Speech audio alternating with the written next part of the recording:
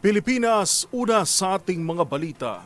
Nakapagtala ng aabot sa intensity 5 ang magnitude 6 na lindol na yumanig sa General Luna, Surigao del Norte kaninang umaga. Mabilis namang pinalika sa mga residenteng nakatira sa mabababang lugar habang sinuspende na rin ang pasok ng mga eskwela sa mismong epicenter ng lindol. Tinutukan yan ni Rovic Manuel. Niyanig ng magnitude 6 na lindol ang Surigao del Norte pasado alas 7 ng umaga ngayong Biyernes, October 17. Ayon sa Philippine Institute of Volcanology and Seismology of PHIVOLCS, natukoy ang epicenter ng lindol 13 kilometro timog silangan ng bayan ng General Luna. Tectonic umano ang origin ng lindol na may lalim na 10 kilometro.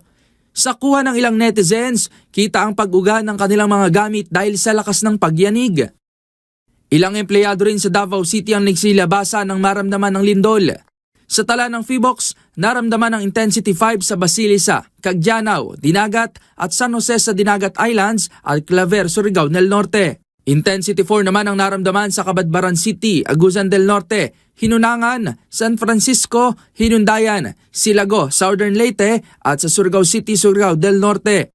Narito naman ang ilan pang lugar na nakaranas ng intensity 3 hanggang intensity 1. Dahil dito, sinuspindi na ng General Luna LGU ang lahat ng klase sa lahat ng antas sa bayan. Kabilang na ang mga pasok sa private offices at sa government offices maliban na lamang sa mga emergency and health responder. Sinuspindi na rin ang paglalayag sa isla, port operations at kahit ano pang sea-related activities. Nagmandatory evacuation na rin sa mga residenteng nakatira sa baybayin at low-lying areas patungo sa matataas na lugar sa bayan. Ayon sa PHIVOLCS, inaasahang magdudulot ito ng pinsala at aftershocks matapos ang malakas na pagyanig. Pinayuhan naman ang publiko na mag-ingat, sumunod sa abiso at manatiling alerto habang nagpapatuloy pa ang monitoring at safety assessment sa mga apektadong lugar. Para sa MBC TV Network News, ito si Rovic Manuel ng DZRH TV. Una sa Pilipinas, una sa Pilipino.